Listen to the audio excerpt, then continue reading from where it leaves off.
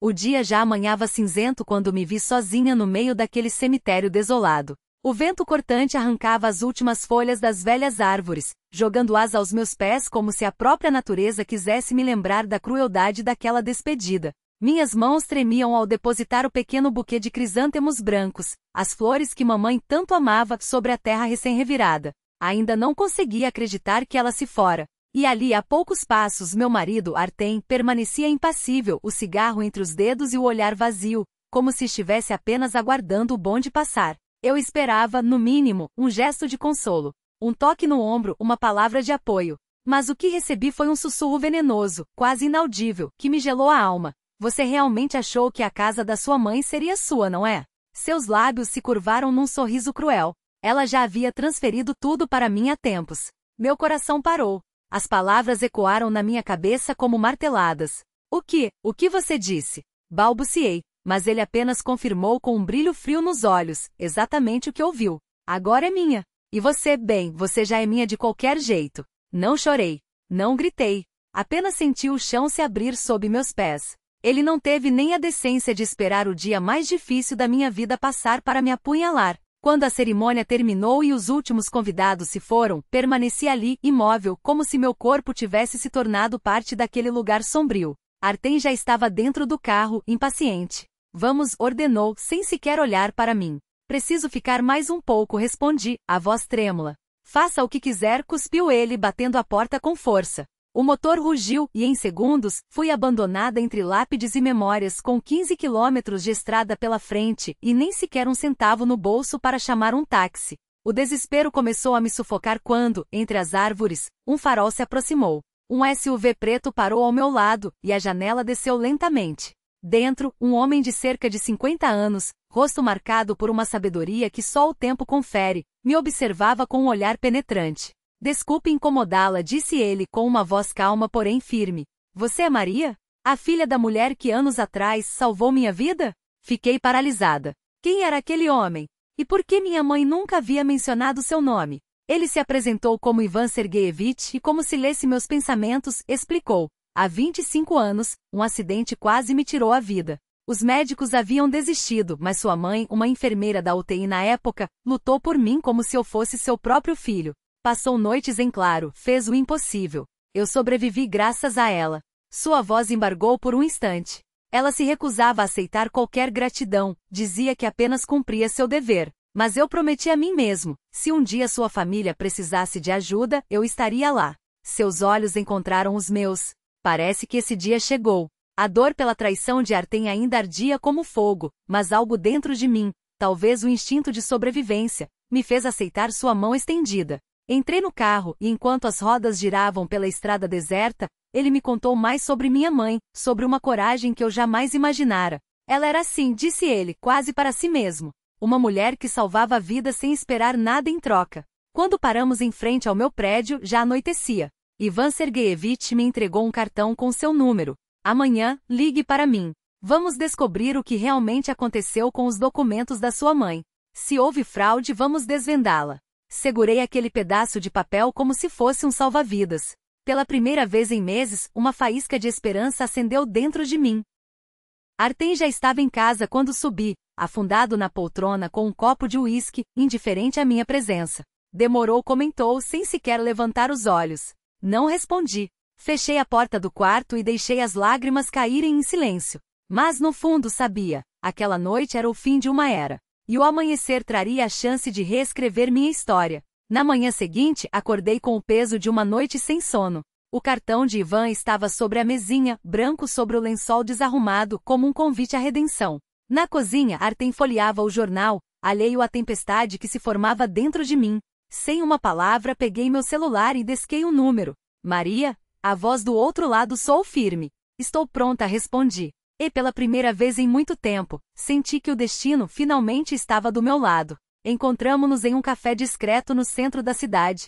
Ivan já estava à minha espera, elegante em seu terno escuro, com uma xícara de café intocado à frente. Fico feliz que tenha vindo, disse ele, levantando-se. Não tinha para onde mais ir, confessei. Ele assentiu, como se já soubesse. Então vamos começar, declarou, e naquele momento soube. A batalha pela justiça, e pela minha própria vida, havia apenas começado. Vamos começar pelo essencial. Ivan abriu a pasta sobre a mesa, os olhos fixos nos meus. Você tem cópias dos documentos da casa? Balancei a cabeça, negando. Minha mãe nunca me mostrou nada. Ele não se surpreendeu. Então vamos encontrá-los.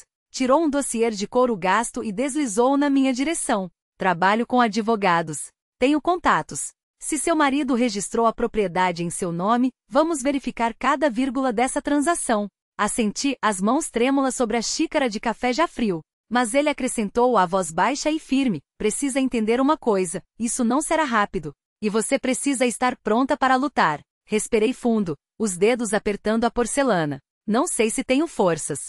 Ivan Sergeyevich inclinou-se para a frente, os olhos cinzentos como aço. Conheci sua mãe. Ela era uma mulher de ferro. A frase me atingiu como um soco no peito. Pela primeira vez em meses senti algo além do vazio, um eco de orgulho, uma faísca de reconhecimento. Acho que sua filha também é. Os dias seguintes foram um turbilhão de bancos, reuniões e pastas empoeiradas.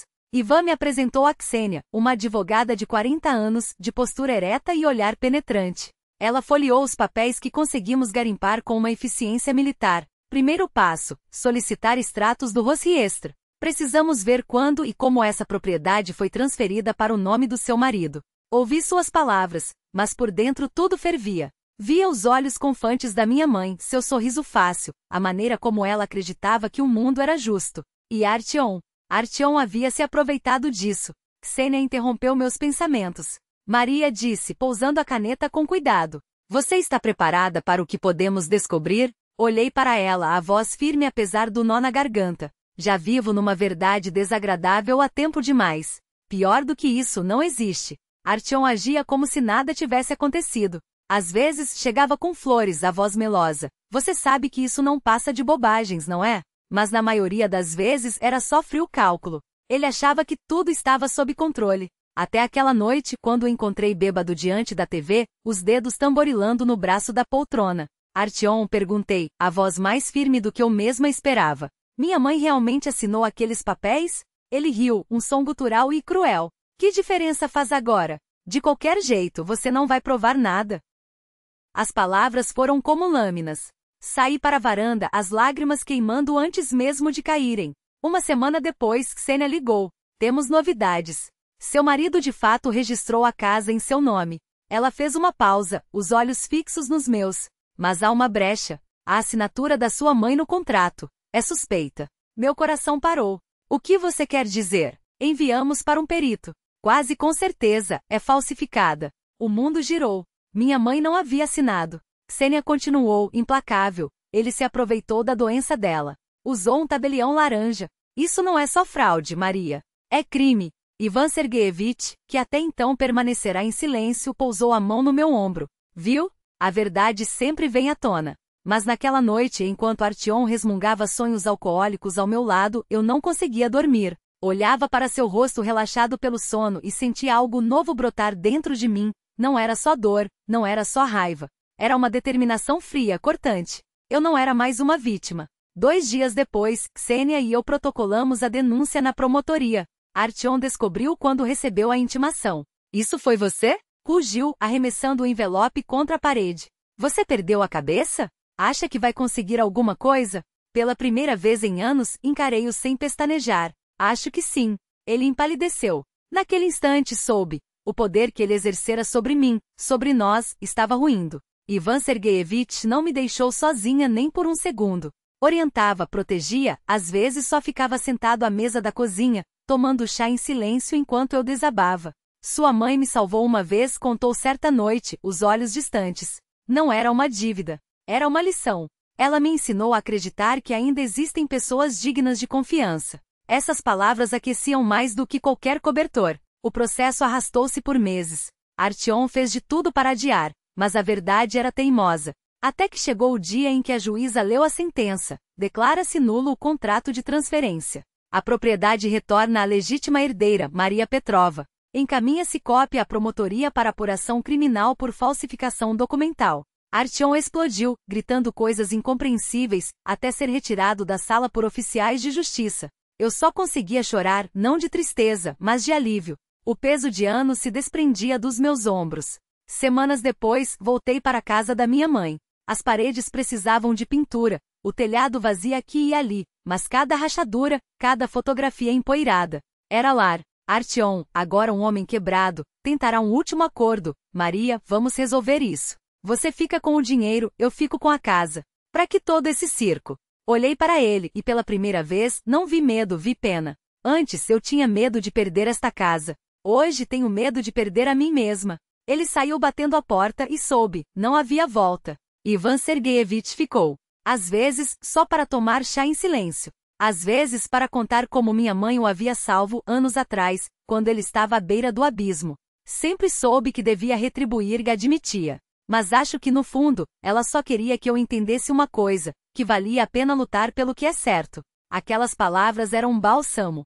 O julgamento criminal ainda viria. Havia audiências, depoimentos, a burocracia implacável da justiça. Mas pela primeira vez em muito tempo eu não estava sozinha. E enquanto a chuva batia nas janelas da antiga casa, com as fotos da minha mãe sorrindo nas paredes, soube, a batalha havia sido longa, mas a guerra finalmente estava ganha. As prateleiras, carregadas de livros e pequenos objetos, respiravam memórias.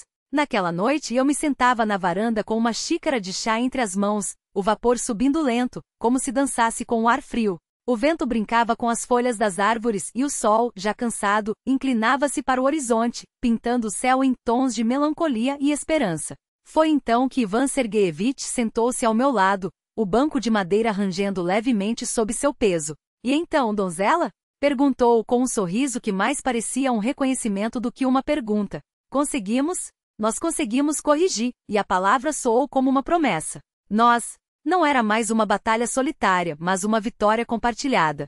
Por um longo tempo ficamos em silêncio. Não aquele silêncio pesado, cheio de coisas não ditas, mas um silêncio cúmplice, como o de dois soldados que finalmente podem descansar após a guerra. Eu sentia minha mãe ali, não como uma sombra, mas como uma presença viva nos suspiros do vento, no cheiro da terra úmida, na luz dourada que se esvaía. E ela sorria. Não por piedade, não por dor, mas por orgulho. Pensei em Artyom. Agora ele chegaria ali não como um homem livre, mas como um acusado, suas escolhas desmoronando como um castelo de cartas sob o peso da própria culpa. E pela primeira vez em anos, não senti medo, nem ódio, nem sequer pena. Só um vazio sereno, uma leveza que não conhecia, como se, ao soltar o que me aprisionava, eu tivesse encontrado um espaço novo dentro de mim. Virei-me para Ivan Sergeyevich, seus olhos refletindo a última luz do dia. Sabe, falei, e minha voz não tremia, eu passei tanto tempo com medo. Medo de ficar sozinha. Medo de não aguentar. Medo de que, no fim, só restasse o eco da minha voz em paredes vazias. Fiz uma pausa, sorrindo quase sem querer. Mas agora entendo, eu nunca estive sozinha de verdade. Ele assentiu devagar, como quem já sabe que algumas verdades não precisam de palavras para serem compreendidas. Afinal, ao lado de mulheres que se reconstruíram das cinzas, sempre há alguém, mesmo que seja apenas a memória daqueles que nos ensinarão a lutar. E foi ali, entre o crepúsculo e o primeiro sopro da noite, que soube, minha antiga vida havia terminado. Mas a nova? A nova estava apenas começando.